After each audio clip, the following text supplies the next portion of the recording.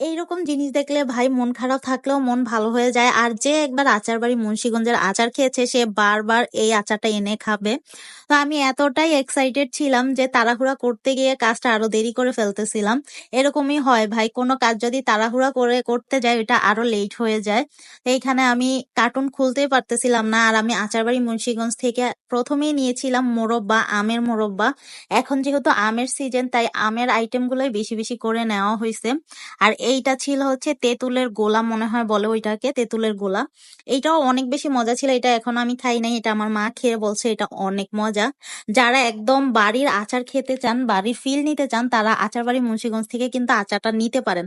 ওদের প্রত্যেকটা আইটেমই অনেক বেশি মজার হয়। এটা ছিল টক ঝাল মিষ্টি আমের আচার, এটাও মজা। এই শব্দটা শোনেন, ছোটবেলায় কত এগুলা ফুটাইতাম, আমার অনেক বেশি ভালো লাগতো।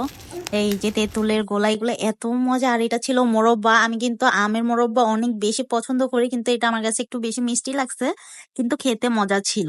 আর এটা ছিল আমের আচার। এই দেখেন তেঁতুলের গোলাগুলা দেখলেই কিন্তু লোভ লাগতেছে, তাই না? যারা বাড়ির আচার খেতে চান তারা কিন্তু আচার বাড়ি মুন্সিগঞ্জ থেকে অর্ডার দিতে পারেন ওদের পেজে।